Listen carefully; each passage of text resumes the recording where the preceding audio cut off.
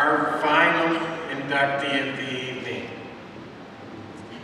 We can't wait to hear what this gentleman's going to say.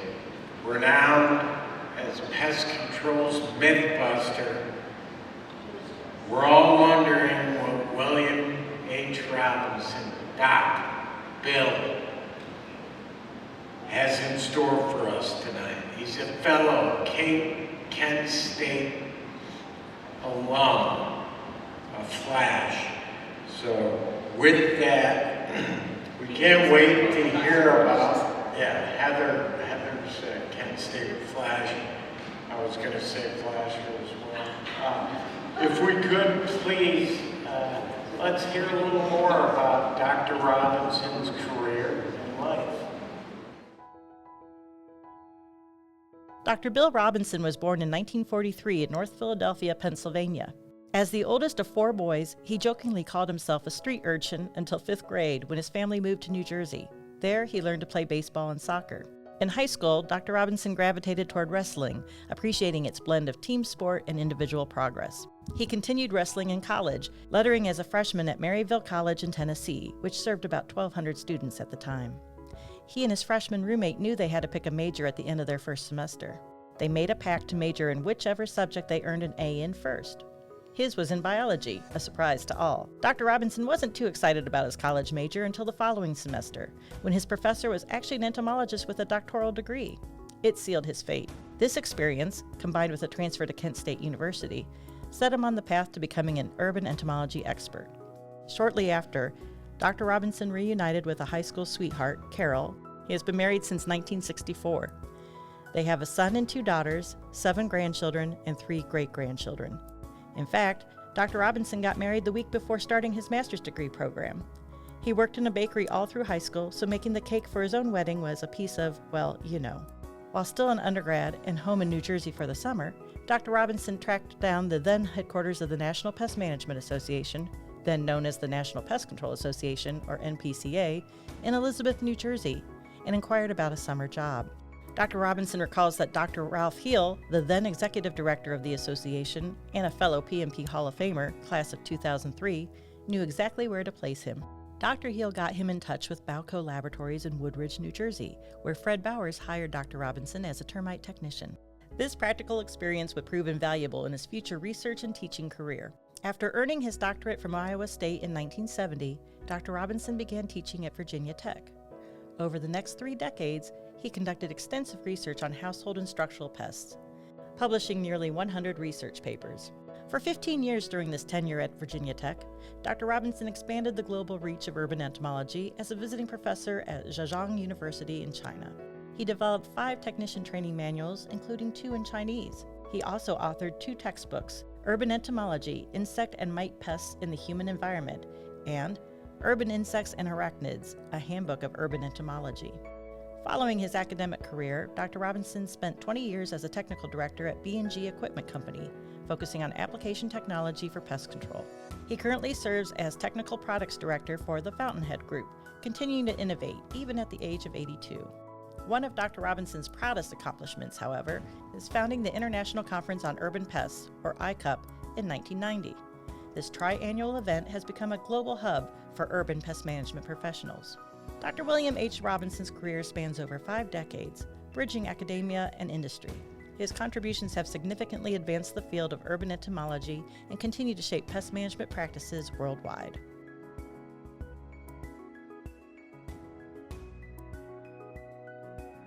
Well, thank you very much. It's a great honor to get this award, and it's a great honor to be at this event. Well, there's a lot of people here who really have made a contribution to professional pest control. I guess I'll pick up on Pat. I started, and as the introduction said, I started when I was 18 years old. Ralph Heel, I walked into that office and said I needed a summer job. Trust me, he never looked up a number. He reached over, he grabbed the phone. In those days, you dialed. He dialed a number. Fred, I got a college kid here, needs a summer job.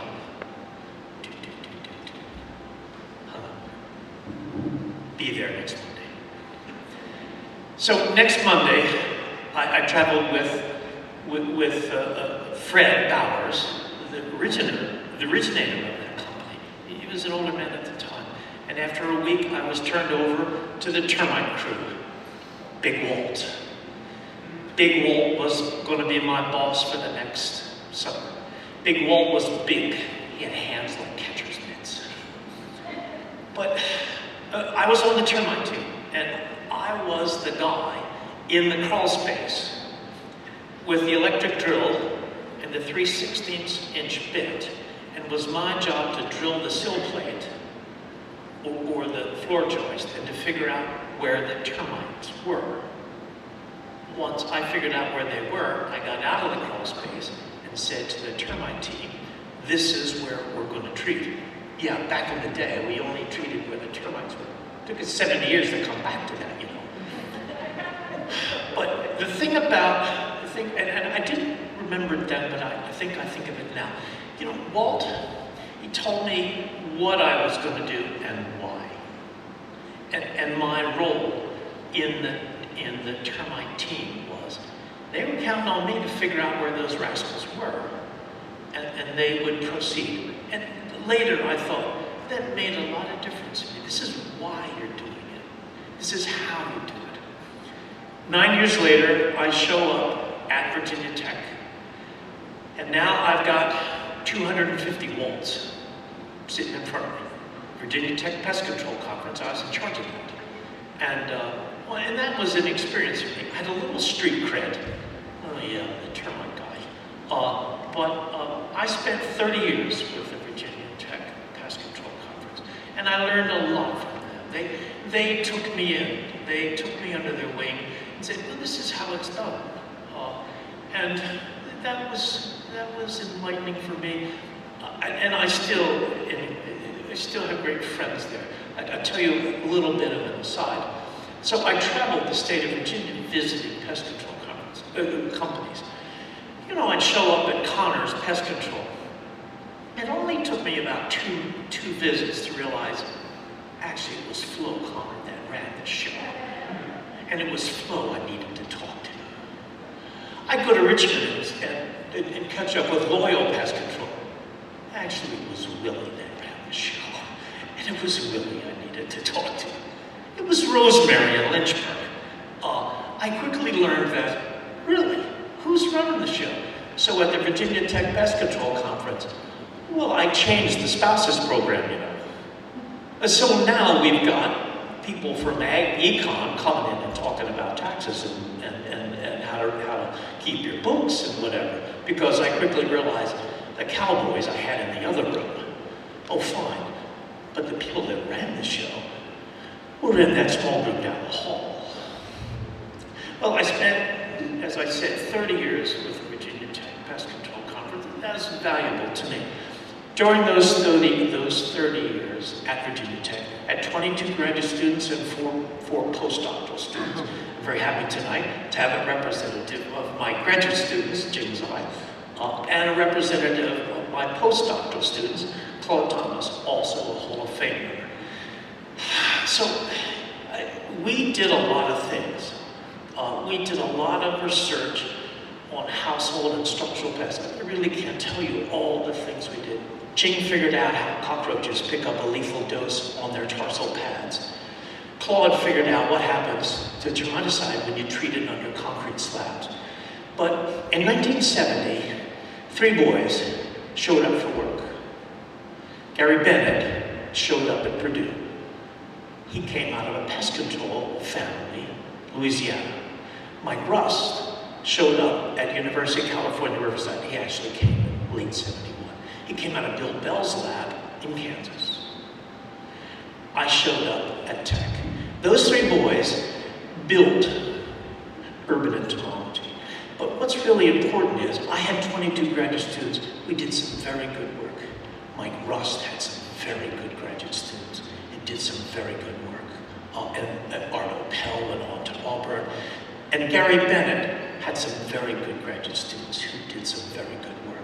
So what I want to say is that the structural pest control industry, professional pest control has a very strong research base. I don't know of another industry that has as good a research base as we do. And of course other people came along too. Phil Kaler in Florida, Susan Jones in Ohio, Nebraska, Texas.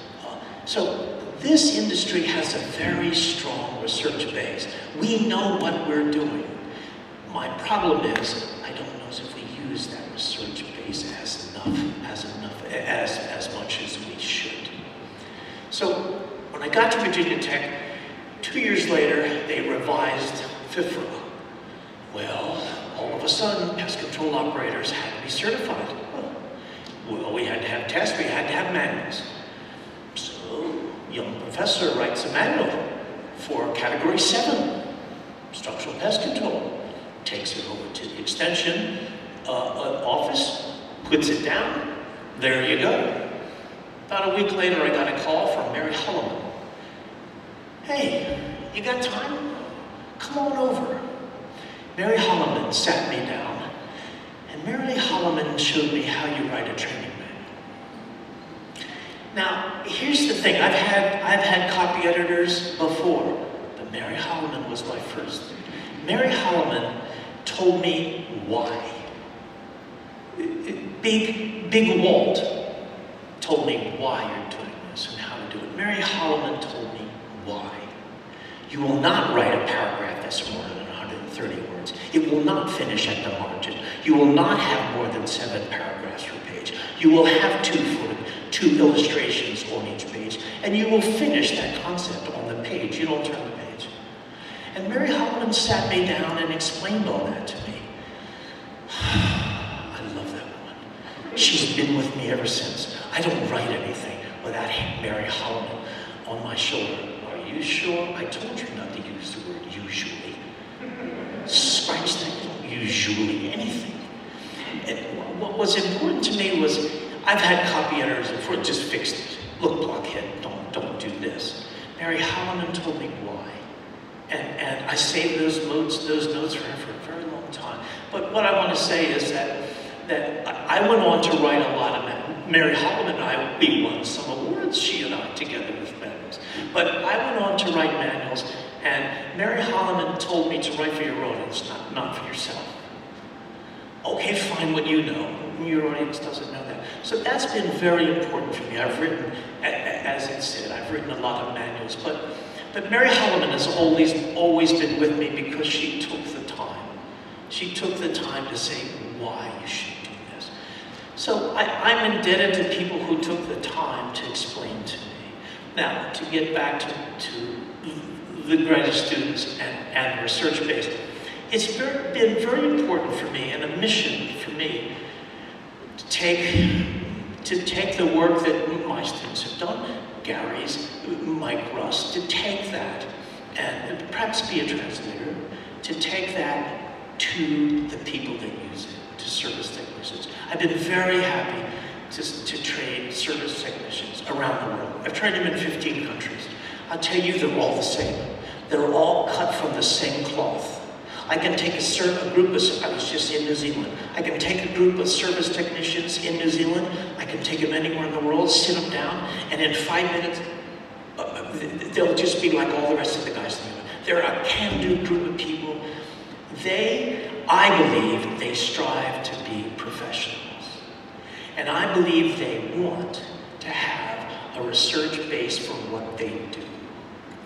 I think they want to know why, and they want to know how, and they want to know why. And to me, that's a valuable thing, because I respect those people.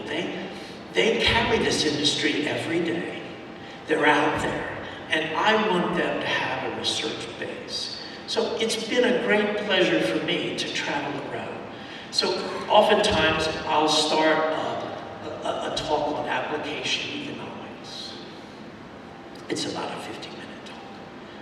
About the second slide I put up there is from James Eisberg. And it's a graphic that says, I'm trying to get them not to wet the surface when they spray, blockhead. Stop doing that. And the slide says, Jing did this work as a sideline, really, spraying 200 times less than runoff, less than wet. Still, you get control. 200 times less, you still get control. So when I say that 200 times less, I don't want you to spray to runoff. I said, you can't make them more dead. They laugh, you know. And I say, because you're wasting insecticides. Now I got the owner-operators in the audience. Bang. And then I say, and it's unprofessional. Bang. I got the service technicians.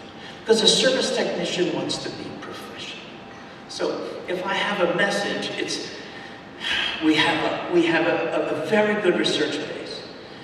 Whether it's Bennett, Mike Russ, Taylor, we have a very good research base. I think we need to use it more. I think we need to treat service technicians who really don't want to be the bug guy.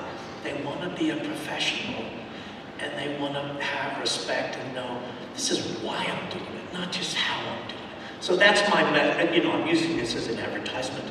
That's my message for the industry is, I write training manuals because I want service technicians to have something to take home with them and to explain to them not just how, but why you're murdering stuff and what will work.